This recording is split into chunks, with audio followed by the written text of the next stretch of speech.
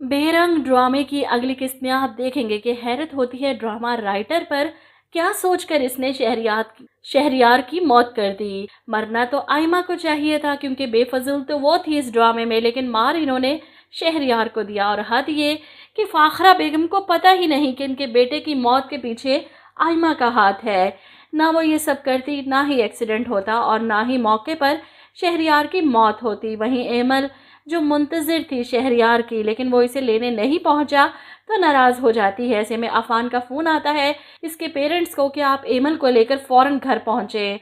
वो इन्हें सच नहीं बताता और जब वहाँ पहुंचकर शहरयार की मैयत देखकर एमल के होश उड़ते हैं, वो नाकाबिले यकीन था। वाकई आंखों में आंसू आ गए ये सब देखकर, किस तरह शहरयार की मैयत पड़ी है और एमल हैरान परेशान कि ये कैसे हो सकता है, ये शहरयार नहीं हो सकते। वहीं आइमा इस पर चिल्लाती है, क्या लेने आई हो यहाँ, ये सब कुछ तुम्हारी वजह से हुआ, तुम्हें लेने आ रहा था ना वो, तुम ही मनहूस हो, उसकी ज़िंदगी में आने से पहले ही उसे खा गई।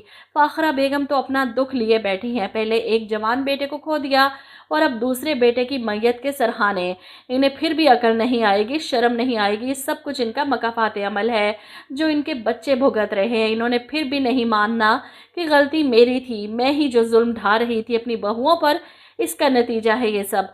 अभी भी बाज नहीं आने वाली।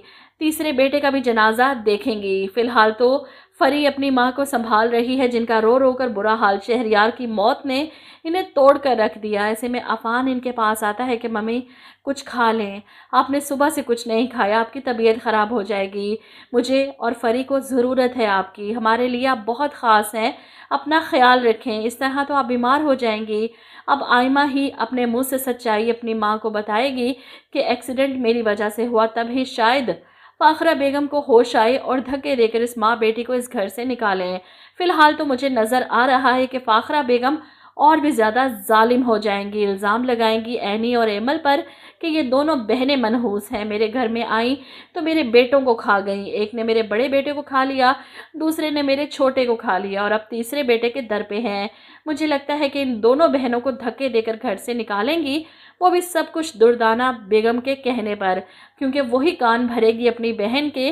किस किस को लगता है कि शहरयार की मौत नहीं होनी चाहिए थी, इसकी जगह आइमा को मार देते तो अच्छा होता। कमेंट करके मुझे अपनी राय ज़रूर दीजिएगा।